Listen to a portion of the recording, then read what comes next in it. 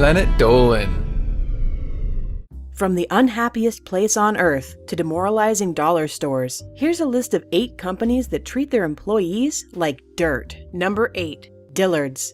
At Dillard's department stores, overworked and underpaid are common complaints from the staff.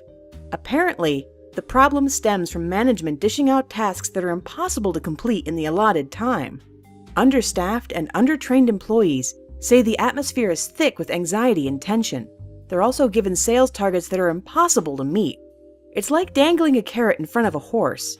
Except, unlike the horse, you won't get shot if you break your leg. Though, you might wish somebody would. In addition to being spoken down to and belittled, staff said managers were always looking over the shoulders of their pleb employees. Number 7. Starbucks employees reported having to work shifts with only a few hours between closing and opening the store the next morning. And with management breathing down their necks, a lot of employees feel like they can't take a sick day in case they get fired or they lose their hours. So instead, they're sneezing in your Frappuccino, sharing around that influenza goodness. Yummy. The pay is crappuccino, and so are the hours, but at least there's the loyal customer base that makes the job easier. Just kidding. These are the same breed of people that freaked the sniz out when a coffee chain changed their Christmas cups. Being scolded is never fun. Not by some douchebag's pumpkin spice and not by your boss. So it's no wonder these workers are a bit depresso espresso. Number 6. Walmart is notorious for paying their workers pretty shabbily and paying them as little as possible. Very little training, unsafe work conditions, and unrealistic expectations on their workers? Where do I sign up? Even though the higher-ups finally gave some of their workers a pay rise last year, each store actually costs the government $1 million in food stamps and financial assistance every year. That's for each store. And with more than 5,000 stores, it kinda adds up. Good thing the US government has an endless supply of money to go around. Oh, wait, they probably don't.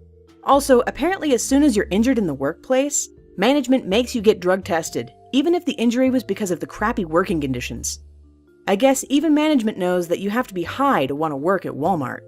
Number 5. Target.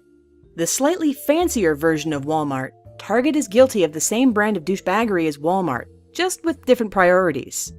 One employee said that their unofficial motto is, expect more work, get paid less.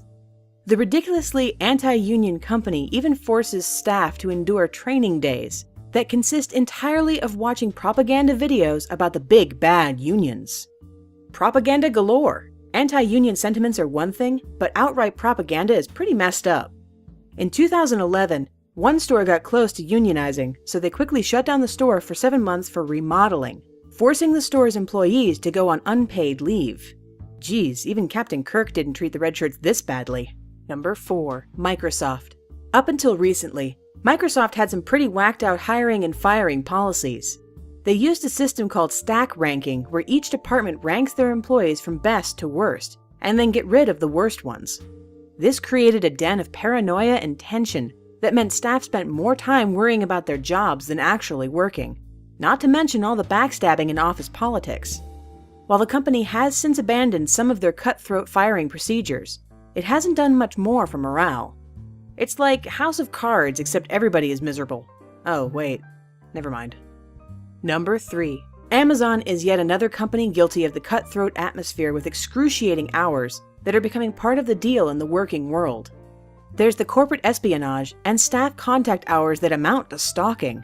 Employees could expect emails well past midnight, and then abusive text messages berating them for not replying sooner.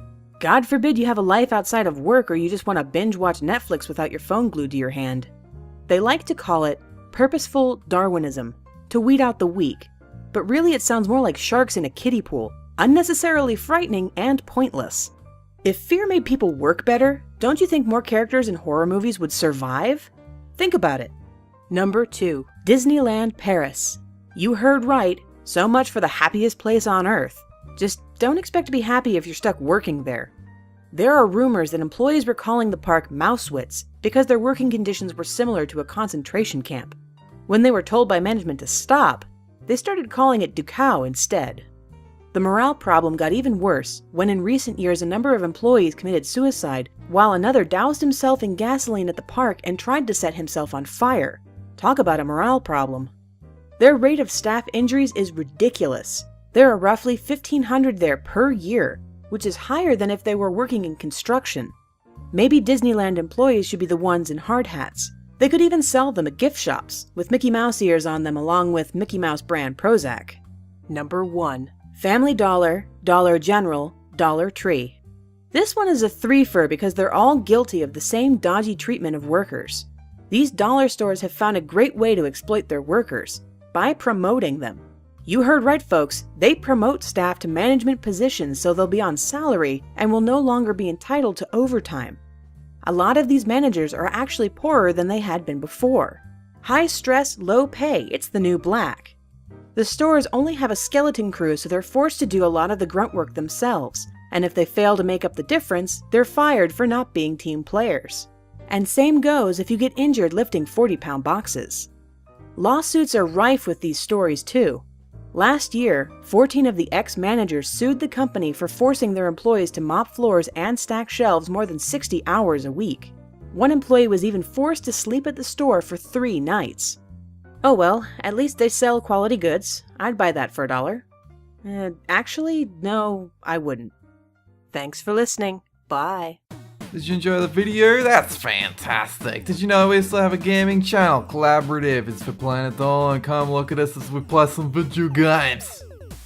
Like animation? Have some questions about life and the universe you need answered? Come check out Super Planet Dolan. Danger Dolan and I will answer your life questions. Links are down below.